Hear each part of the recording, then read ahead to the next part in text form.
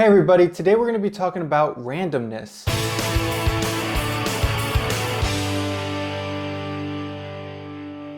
So when I'm talking about randomness, one thing that you're going to want to keep in mind specifically are dice. Because what you want to think about is that dice are never going to show up the exact same way. They're also never going to go in order. So they have this unpredictable quality to them if they're fair dice.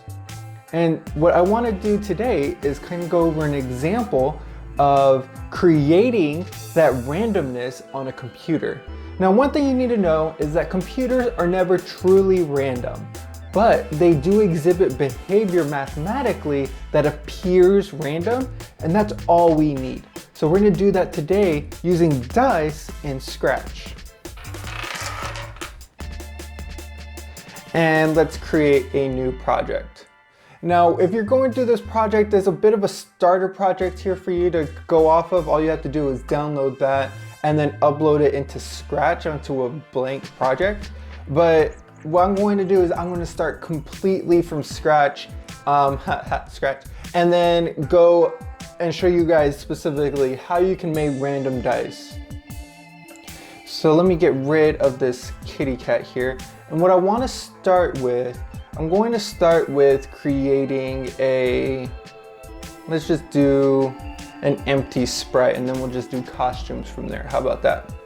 And what I'm going to do here is I am going to make some dice. And I want the outline to be black and the inside to be white. So let's see. Can I do that? Let's make a square right here. Oh yeah, that's perfect. And then all I'm going to do is I'm going to name this 1. Okay? And I'm going to copy this square and I'm going to make 5 more costumes because we're going to make a 6-sided dice. Or 6-sided die today. All right, so I'm going to paste that into there and I'm going to name this one 2. I'm going to paste the square into here. I'm going to name this one 3. I'm going to paste the square in. This one's going to be 4, 5, and 6. And what I need to do is I need to make the little dots into there. So on 1, and I kind of looked this up beforehand, I also have where to put like the little dots on there. Or if you're feeling like you don't really want to look up what die look like, all you have to do is just put in the specific values if you want to do that. But I'm going to put in the little dots to make it look like dice. All right, and I'm going to make it black. And we get, so one cool thing here is when you're making your little circle, if you hold shift, it'll always be a perfect circle. All right. There we go. That's nice. Let me center that as well as possible. It's close enough. No, let me move it down a little bit. All right, so that's the 1. Now 2 is going to have 2, so I think it looks something like this.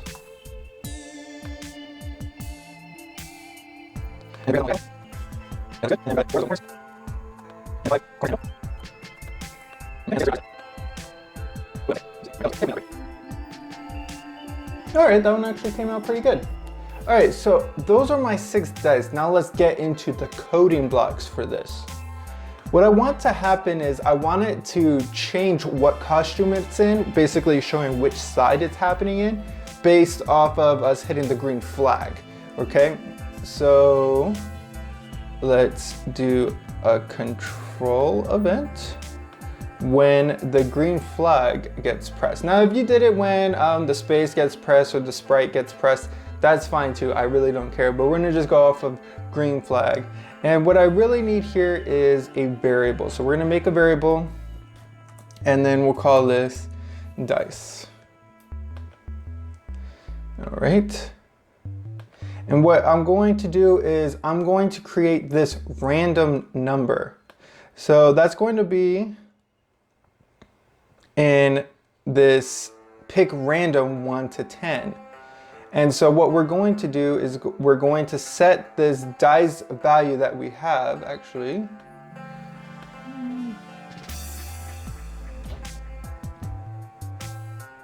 We're going to set that variable. Let me get rid of this. No, just put it there. We're going to set the dice to a random variable between 1 and 6. Okay, so then I go back to the operator and I'm going to pick a random number between 1 to 6. And what's going to happen is going to set that value to a specific number. And that's exactly what we want. Now what we want to do is have the picture change based off of what number comes out randomly to us. So we're gonna put in some controls. So if it's a 1, if it's a 2, we'll go from there. So if, and we'll say in our operator, if it's equal to, if the value that we have is equal to 1,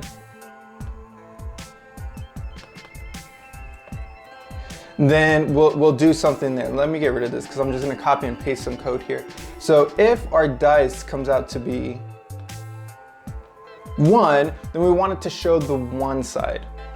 Okay, so then we'll go to looks and we won't do backdrop. We'll do switch costume to 1. So basically, if that number is coming out to be a 1, it's going to make the dice on the screen appear to be a 1. Okay, and then all I'm going to do here is right click and I'm going to duplicate this code. And instead, I'm going to make it a 2. And then duplicate this. Make this one a 3 and switch costume to 3. All the way down to 6. All right, so there's all the code. So let's go through it line by line again. So in our first line of code right here, it sets the dice between a random number between 1 and 6. It could be a 3, it could be a 6, it could be a 1. And then depending on what happened, if it's a 1, then it switches the costume to 1. If it's a 6, it switches the costume to 6. So let's see how it goes. So 2, 6, 1, 2. And you can see that there doesn't appear to be a particular pattern. So this is happening randomly for us. So that's exactly what we want to happen. This is an example of how you can use random in your code. Now, in your next project, I want you guys to use random in your code so that you guys make a decision based off of something that you don't know. So basically, it comes up and you don't know what's going to happen. You can do a lot of things with this. You can keep track of all the values that are being rolled. There's a lot of information that you can keep track of, but this is just an example of how to use that random generator. If you need help setting up your projects, I'm Mr. Hernandez, and I'm always here to help.